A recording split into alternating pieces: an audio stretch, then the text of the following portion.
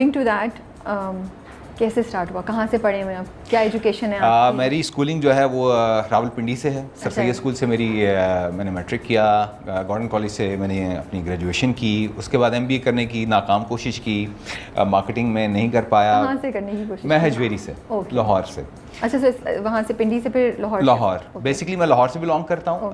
मेरे ताया ने मुझे अडॉप्ट किया और पिंडी में वो रजिस्ट्रार हैं थे, अल्लाह उनको गरीक रहमत करे, सुप्रीम कोर्ट में। तो मैं पढ़ता नहीं था, तो मुझे कहते कि चलो भाई मैं तुम्हें पढ़ाऊँगा। अच्छा। तो वो खैर मुझे अपने पास ले गए, वहाँ मेरी ग्रेजुएशन तक मैंने अपनी एजुकेशन ली।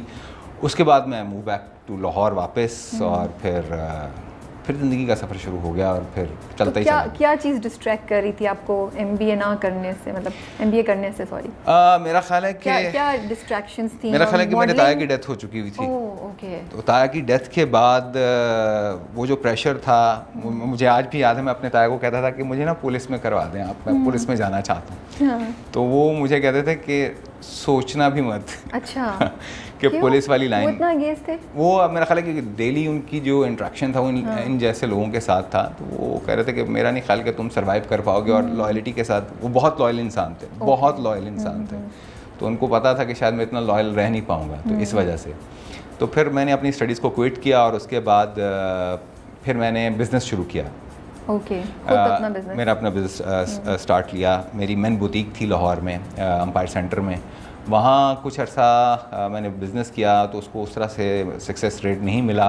तो फिर मैंने जॉब स्टार्ट कर दी एज अ सोज़ोवर्ल्ड सिनेमा में as a marketing manager. Okay. तो बस ऐसे ही जर्नी करते करते सिनेमा में मार्केटिंग मैनेजर, ये तो बड़ी डिफरेंट। कहाँ बुटीक चला रहे थे, कहाँ यहाँ? मैंने कहा ना कि मेरा कुछ भी काम जो है वो मेरा अनसर्टन, मेरी पूरी लाइफ जो है ना वो इसी तरह से है। मैं अगर ये कहूँ कि मैंने कोई भी काम, वो कहते हैं ना कि शौक़ से करना, मैं कोई भी काम मेहनत से करता हूँ। ओके। शौक से ज़्यादा मेहनत है। शौक़ मेरा ख्याल है कि एक टाइम होता है कि आप एक चीज़ का शौक़ है, जब आपको वो मिल गई, आपने सीख ली, तो उसका शौक़ शायद आप मेंटेन या सस्टेन नहीं कर पाते। मतलब तो आपकी अटेंशन बहुत जल्दी चेंज होती है, या आपके गोल्स बड़ी जल्दी चेंज होती है, ये कर लिया आप मूव ऑन नेक्स्ट। हाँ, कुछ व्हाट नेक्स्ट वाली बात है कि आपको ज़िंदगी में और क्या करना है। एक्टिंग एक ऐसा जॉनरा है कि जिसमें मैं हमेशा मैंने इसको क्विट किया है। अच्छा। मुझे जब मैंने पहली बार अपने आप को स्क्रीन पर देखा, स्टिल्स में देखा, मुझे आज भी याद है, ये इतनी बार मैं शेयर कर चुका हूँ खावर भाई को। खावर भाई के बगैर मेरा ये जर्नी और मेरा ख्याल है कि कंप्लीट नहीं हो पाते। खावर भाई मुझे मिले, मेरे काफ़ी लंबे लंबे बाल से थे, अजीब से हमारा हुलिया था। तो ये बात है जब मेरी अपनी आउटलेट थी। ओके। तो खावर भाई आए, खावर भाई ने कोई शूट के लिए कपड़े चाहिए थे उनको, तो वो मुझे देखे जा रहे हैं और मैं कह रहा हूँ कि ये आदमी मुझे क्यों ऐसे घूरे जा रहे हैं। मैंने कहा भाई क्या चाहिए? आपको पता नहीं था वो कौन है उसमें? नहीं, मुझे नहीं पता था। मैं नहीं जानता था। तो कह रहे यार आप मॉडलिंग करेंगे?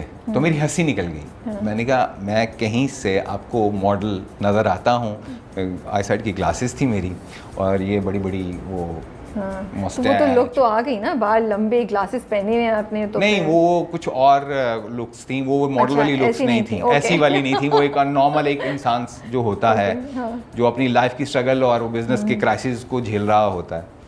तो कहते हैं यार आप मॉडलिंग करें। मैंने कहा सॉरी सर, मेरा ख्याल है कि आपने गलत जगह पर नंबर डायल किया है, ये यहाँ पर कोई रिस्पॉन्स नहीं होगा। कहते नहीं, आप मेरे कहने पर एक बार करें तो सही। खैर वो एक और दोस्त थे, उन्होंने मुझे कन्विंस किया कि शूट कर लो, चलो अपनी आउटलेट के लिए कर लो। खैर वो मैंने शूट किया। उसके बाद खावर भाई का कोई रिस्पांस नहीं आया। मैंने कहा यार मैंने पहले ही कहा था कि कोई फ़ायदा नहीं है। खाम में मेरी जो है ना वो बेड भी कटवाई और बाल भी कटवा दिए। कुछ अरसे के बाद फिर कॉल आई खावर भाई की कि एक शूट और है, वो करना है, इस बार तुम्हारा सोलो नहीं है, लड़की के साथ है। अच्छा। मैंने कहा यार पहले वाले का कुछ हुआ नहीं, दूसरा फिर कह रहे हैं, कह रहे अब एक बार कर लिया तो दूसरी बार करने में क्या हर्ज है। खैर मैंने वो दूसरा शूट भी कर लिया उनके साथ जाके। उसके कुछ अरसे के बाद 2 मैगजीन्स थे उनके हाथ में और वो मेरे पास आए। एक विसाज का मेन कवर मेरा था और वुमेन्स ऑन का कवर मेरा और जियाली का था। माशाल्लाह। तो मैं देख के यूँ हैरान हुआ कि ये मैं हूँ। उसके बाद मुझे नहीं पता चला कि मैंने फिर लातादाद TVCs किए। मेरा ख्याल है कोई ऐसा सिंगर नहीं है जिसका मैंने म्यूज़िक वीडियो ना किया हो, कोई ऐसा ब्रांड नहीं है जिसका मैं ब्रांड एम्बेसडर ना रहा हूँ। लेकिन मुझे एक टाइम ये भी था कि पूरे पाकिस्तान में डिफरेंट कैंपेन्स के मेरे 8 बिलबोर्ड्स थे। माशाल्लाह। तो मैं जब ये देख रहा था तो मुझे सिर्फ एक बात आ रही थी, ये कल को उतर जाएंगे, ये नहीं रहेंगे।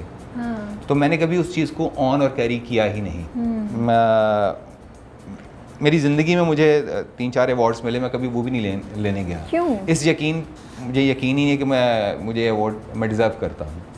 इतना क्यों? खुद को निगलेक्ट करना। मेरा ख्याल है कि जितना आप खुद को, मेरा ख्याल है कि जितना आप अपनी ज़ात को नफ़ी करते हैं ना, उतना मेरा ख्याल है कि अल्लाह की ज़ात आपको प्लस कर रही होती है। या शायद लेकिन ये नहीं होता कि जिस चीज़ पे आपने मेहनत की है और आपने अचीव किया वो भी तो अल्लाह की देन ही है। अगर आप उसको एंजॉय नहीं कर रहे, अगर आप उसके लिए उसको मतलब आई गेट इट कि उसको दिमाग पे नहीं चढ़ना चाहिए, मगरूर नहीं होना चाहिए, यही तो होता है। लेकिन ये भी तो होना चाहिए ना कि आप उसको थोड़ा सा एंजॉय भी तो करें। मुझे लगता है ये भी तशक्कुर का हिस्सा होता है। बेशक मैं उसका शुक्रगुजार इस तरह से करता हूँ कि जब कोई मुझे अप्रिशिएट करता है, जब मेरे लिए बोला जाता है, और मेरे लिए, मैं कहता हूँ कि अपने लिए बोलने से बेहतर है कि अल्लाह की कुदरत आप दूसरों के मुंह से आपके लिए, क्योंकि ये हदीस भी है कि अगर आपकी दुआ कबूल ना हो रही हो तो आप किसी दूसरे से दुआ कबूल करवाएं। बिल्कुल, आप दुआ करवाएं। शायद तो उसकी दुआ हो जाए। मेरा ख्याल है कि जब कोई दूसरा अप्रिशिएट आपको करता है तो वो आप ज़्यादा एंजॉय करते हैं, ना कि मैं खुद अपना ही कहता जाऊँ I am the best, I am the best. नहीं ये नहीं करें, बट आई जस्ट वांटेड कि आप खुश हो। नहीं खुश तो होता है इंसान डेफिनेटली। मेरा नहीं ख्याल कि अगर आपने मेहनत की है और आपको उसका रिवॉर्ड मिला है तो आप खुश ना हो, ऐसी बात नहीं है कि मैं इस बात से नाशुक्रा हूँ। लेकिन मेरा सबसे बड़ा प्रॉब्लम यही रहा है शुरू से लेकर आज तक कि मैं अपने लिए बोलने में बड़ा वो हूँ कि थोड़ा सा नहीं, काफ़ी ज़्यादा। तो ये तो मॉडलिंग का था, फिर आपने रैम्प पे भी वॉक किया? मैंने रैम्प इंटरनेशनली रैम्प भी किया और बहुत रैम्प वॉक की। उसके अलावा फिर मुझे जो एक्टिंग में लेकर आई वो भी one of the legend Savera Nadeem ma'am. मुझे फ़र्स्ट एक्टिंग का चांस जो है वो मैडम सवेरा ने दिया और मेरा फ़र्स्ट प्ले था उज़्मा आपा के साथ, उज़्मा गिलानी। वो प्ले मैं कभी भी नहीं भूल सकता। डाक बाबू के नाम से वो प्ले था और वो मेरा स्टार्ट था। और मुझे याद है कि जब मैं सवेरा ने मुझे कहा कि आप समीर एक्टिंग करोगे तो मैं हंसना शुरू हो गया। मैंने कहा मॉडलिंग होती नहीं है, एक्टिंग मैं कहाँ से करूँगा। उससे पहले एक डायरेक्टर हैं, एक फ़िल्म के लिए उन्होंने मुझे ऑडिशन के लिए बुलाया। ख़ाबर भाई ने कहा कि तुम ऑडिशन दो। मैंने कहा ख़ाबर भाई मुझसे नहीं होगा, मैं नहीं कर पाऊँगा।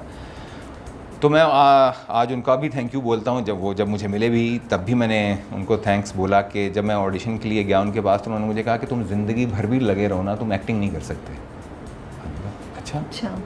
मैं सीढ़ियाँ उतरा, मैं वापस आया, मैंने कहा यार अच्छा ये ज़िंदगी का सबसे मुश्किल टास्क है जो मुझे मिल गया है कि तुम एक्टिंग नहीं कर सकते। उसके बाद फिर मैंने मेहनत करना शुरू की। जब मैम सवेरा मिली उनके साथ काम किया, फिर सरमद मेरे स्टार्ट में, सरमद ने मुझे बहुत हेल्प आउट किया, अमीन इकबाल ने मुझे बहुत हेल्प आउट किया मेरे स्टार्ट के करियर में। जितने भी ये डायरेक्टर्स हैं, शाहिद ज़हूर हैं, ये लोग, इनके साथ फिर मैंने काम करना शुरू किया। तो क्या आपने क्या इम्प्रूव किया? मतलब उन्होंने बोला कि आप तो एक्टर बन ही नहीं सकते, फिर आपने अपने आप को कैसे, अपने स्किल को इम्प्रूव किया, क्या किया? अच्छा, मैंने फ़ारूक ज़मीर साहब, बहुत ही प्यारे इंसान, अल्लाह उनको गरीक़ रहमत करे, उन्होंने कहा कि तुम ना अपने वोकल पे काम करना शुरू करो। तो मैंने कहा अच्छा उसके लिए क्या करूं? उन्होंने कहा कि ज़िया मोहिउद्दीन साहब को सुनना शुरू करो, आप अच्छे जितने भी एक्टर्स हैं जिनका एक्सेंट अच्छा है, गाने गुनगुनाना शुरू करो, लाउड आवाज़ में बोलना शुरू करो। गाड़ी में बैठ जाता था, गाने लगाता था और लाउडर आवाज़ में जो है वो गाता था।